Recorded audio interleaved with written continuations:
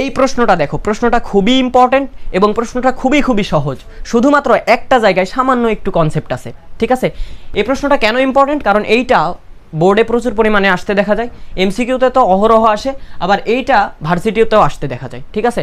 তো এইটা মেবি ঢাকা বিশ্ববিদ্যালয়, রাজশাহী বিশ্ববিদ্যালয় অ্যাডমিশন টেস্টের প্রশ্ন, ঠিক আছে, আসছে এটা। তো প্রশ্নটাতে কি বলা হয়েছে, বলা হয়েছে যে 20 মিটার পার সেকেন্ড বেগে ঊর্ধ্বগামী একটা বেলুন থেকে পতিত এক টুকরা পাথর 20 সেকেন্ড পর মাটিতে পড়লো। তো পাথরের টুকরা পতিত হওয়ার সময় বেলুনের উচ্চতা কত ছিল, এইটা তোমার থেকে জানতে চাওয়া হয়েছে। আচ্ছা, তাহলে এইটা আমরা সলভ করব, কিন্তু প্রশ্নটা আগে ভালোভাবে বুঝবো। দেখো এই প্রশ্নের ডায়াগ্রামটা আগে আঁকার চেষ্টা করি। দেখো এইটা মনে করো সেই ঊর্ধ্বগামী বেলুন, ঠিক আছে, যদিও এটা কোনোভাবে বেলুনের মতো লাগছে না, এইটা বেলুন চিন্তা করো।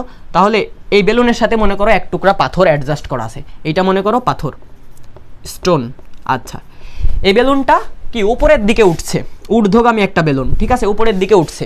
আচ্ছা, কত বেগে উঠছে উপরের দিকে, 20 মিটার পার সেকেন্ড বেগে উপরের দিকে উঠছে। আচ্ছা, যদি বেলুনটা 20 মিটার পার সেকেন্ড বেগে উপরের দিকে উঠে, তাহলে পাথরটা তো বেলুনের সাথে অ্যাডজাস্ট করা, তাহলে পাথরটারও বেগ কী হবে, 20 মিটার পার সেকেন্ড, তাই না? অবশ্যই। আচ্ছা, তাহলে যেহেতু এটা উপরের দিকে উঠছে, ঊর্ধ্বগামী বেলুন, তাহলে ভূমি থেকে একটা নির্দিষ্ট উচ্চতায় আছে, একটা নির্দিষ্ট পয়েন্টে সে ভূমি থেকে একটা নির্দিষ্ট উচ্চতায় থাকবে, সেইটা মনে করো এইচ।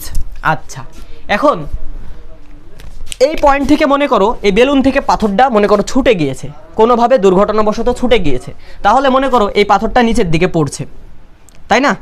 তো পাথরটা নিচের দিকে পড়ছে, তাহলে ভূমিতে পড়ার সময় নির্দিষ্ট একটা কি ডিস্টেন্স ছেদ অতিক্রম করে নিচে নামবে। আচ্ছা, এখন ভূমিতে পড়তে কত সময় নিচে পাথরটা, বেলুনচ্যুত হওয়ার পর থেকে ভূমিতে পড়তে পাথরটার সময় লাগছে 20 সেকেন্ড, 20 সেকেন্ড। আচ্ছা, এখন তোমার থেকে জানতে চাওয়া হয়েছে যে যেই মুহূর্তে বেলুন থেকে পাথরটা কি ছুটে যায়, সেই মুহূর্ত থেকে ভূমিতে পড়া পর্যন্ত ডিস্টেন্সটা কত, বা ভূমি থেকে এই যে বেলুনের উচ্চতাটা কত, এইটা জানতে চাওয়া হয়েছে। একই তো জিনিস না? আচ্ছা, তো এটা কিভাবে সলভ করবা, দেখো এইটা সলভ করার আগে আমরা একটু সামান্য জিনিস জেনে আসি, যে তোমাদের কাছে যদি এরকম প্রশ্ন করা হয় যে মনে করো একটা পাথর, এটা পাথরের খণ্ড, তো এই পাথরের খণ্ডটাকে একটা নির্দিষ্ট বেগে উপরের দিকে মনে করো খাড়া উপরের দিকে সোজাসুজি কি নিক্ষেপ করা হলো, ঠিক আছে, ইউ আদি বেগে মনে করো নিক্ষেপ করা হলো, ঠিক আছে, এবং এই পাথরটা ভূমিতে একটা নির্দিষ্ট উচ্চতায় উঠে আবার নিচে পড়তে সময় নিল মনে করো হচ্ছে সাপোজ 20 সেকেন্ডই বলি, একটা নির্দিষ্ট সময় নিল। তাহলে তোমাকে যদি এখন বলা হয় যে বেলুনটা সর্বোচ্চ কত উচ্চতায় উঠেছিল, সেটা বের করতে তুমি কি ফর্মুলা ইউজ করবা, আমাদের সবার জানা আছে, সেটা কি h is equal to ut plus minus half gt square, তাই না? এই ফর্মুলা, অবশ্যই এই ফর্মুলা ইউজ করবা, তাহলে বেলুনটা সর্বোচ্চ কত উচ্চতায় উঠেছিল সেটা বের হবে এখান থেকে, তাই না? এই ক্ষেত্রে দেখো যে তুমি যে বেগে পাথরটা ছুড়ছো সেটা কি ঊর্ধ্বমুখী একটা বেগ, এবং অভিকর্ষ ত্বরণ সর্বদা কি ভূপৃষ্ঠের দিকে কাজ করে, নিচের দিকে কাজ করে, তাহলে কিন্তু এখানে বেগটা উপরের দিকে, অভিকর্ষ ত্বরণটা কি নিচের দিকে, তাহলে উপরের দিকটা যদি তুমি পজিটিভ ধরো, নিচের দিকটা যদি তুমি নেগেটিভ ধরো, তাহলে কি বেগটা পজিটিভ দিকে, অভিকর্ষ ত্বরণটা নিচের দিকে বা নেগেটিভ দিকে, তার মানে এখানে তুমি প্লাস মাইনাসের মধ্যে কোনটা ইউজ করবা, মাইনাসটাকে ইউজ করবা, তাই না?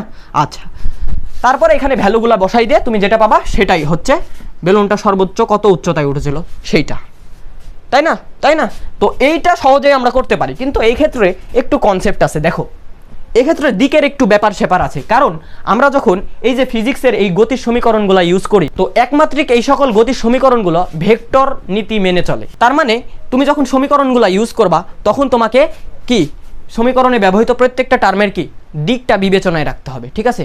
আচ্ছা, তাহলে এখান থেকে যদি এই সূত্র বের করে এই বেলুনটার উচ্চতা আমি বের করতে যাই, ঠিক আছে, তাহলে দেখো তো এই সূত্রটা আমি আবার লিখছি, h is equal to ut plus minus half g t square, তাই না? আচ্ছা, এখন আমরা বেলুনটার যে উচ্চতাটা হিসাব করছি সেটা কোথা থেকে হিসাব করছি বলো তো? এই পয়েন্ট থেকে না? অবশ্যই এই পয়েন্ট থেকে। তাহলে এই পয়েন্ট থেকে পাথরটা বেলুন থেকে চ্যুত হয়ে যতটুকু নামবে সেটাই তো উচ্চতা, বা বেলুন কতটুকু ভূমি থেকে উচ্চতায় ছিল সেইটা। তাহলে আলটিমেটলি পাথরটুকু কতটুকু নিচে নামছে সেটাই কি ভূমি থেকে বেলুনের উচ্চতা। তাহলে উচ্চতাটা দেখো আমরা নিচের দিকে কাউন্ট করছি, উচ্চতাটা নিচের দিকে বিবেচনা করছি। আচ্ছা, এখন দেখো তো অভিকর্ষ ত্বরণ যেইটা আছে জি, সেটা সর্বদা কি নিচের দিকে কাজ করছে না, ভূমির দিকে, জি এর মানটা নিচের দিকে, আবার উচ্চতাটা কি নিচের দিকে, তাই না? আচ্ছা, এখন দেখো তো বেলুনটা যেই দিকে উঠছিল সেটা উপরের দিকে না? বলো বলো, বেলুনটা কি, বেলুনটার বেগটা কি উপরের দিকে?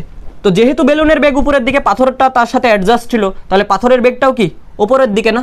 ধরো এটার বেগটা ইউ, সেটা কি উপরের দিকে না? তাহলে এখানে তুমি যদি লক্ষ্য করো, উচ্চতাটা তুমি নিচের দিকে কাউন্ট করছো, আবার কি অভিকর্ষ ত্বরণ সেটাও নিচের দিকে। একমাত্র উপরের দিকে কে বলো তো?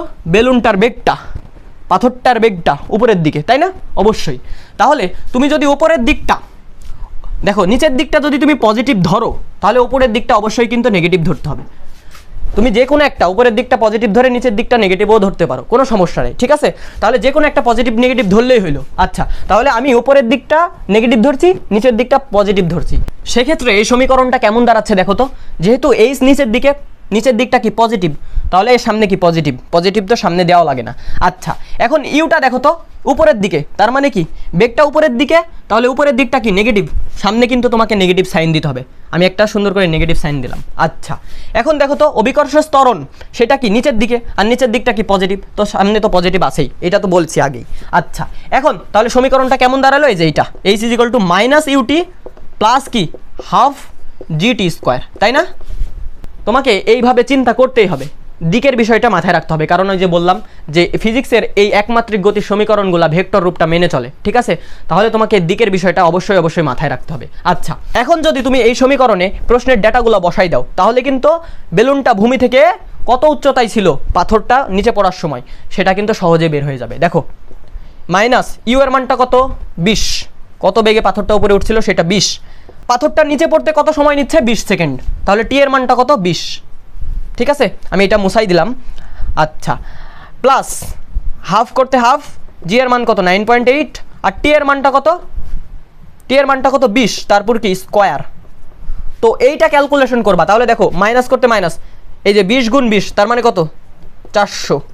প্লাস দেখো এক্ষেত্রে হাফ ইন্টু 9.8 এখানে রাখো, 9.8, এটা মুছাই দিলাম আমি।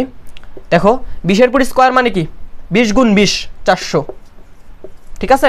আচ্ছা, এখন যদি তুমি কাটাকাটি করো, এই 400-কে 2 দ্বারা ভাগ করলে কত হবে? দেখো তো এখানে মাইনাস 400, আর এখানে 400-কে 2 দ্বারা ভাগ করলে হবে 200। 200-র সাথে যদি 9.8 গুণ করো, 200 ইন্টু 9.8, তাহলে এখানে দেখো মাইনাস 400 প্লাস কত, এখানে 200-কে এভাবে লিখতে পারবো 2 ইন্টু 100, আর এখানে কত? 9.8। এটা মুখে করা যায়, দেখো। তাহলে এখানে কত? মাইনাস 400 প্লাস কত? 2 ইন্টু 100-কে যদি 9.8 দ্বারা গুণ করো, তাহলে কি এই যে 2 ঘর দশমিক ডানে সরে যাবে, তাই না? তাহলে এখানে হবে কত? 980। দেখো 100 ধরুন, এখানে কি দশমিকটা 2 ঘর ডানে সরে গেল। আচ্ছা, এখন এটা যদি ক্যালকুলেশন করো, তাহলে রেজাল্ট আসবে কত জানো? এই দা 2 দ্বারা 980 গুণ করবা, মাইনাস কত? 400 করবা, রেজাল্টটা আসবে হচ্ছে, আমি এখানে লিখে রাখছি, 1560 মিটার। 1560 মিটার। তার মানে যে যখন পাথরটা বেলুন থেকে চ্যুত হয়ে নিচে পড়তে থাকে, ঠিক সেই সময় ভূমি থেকে বেলুনের উচ্চতা কত ছিল?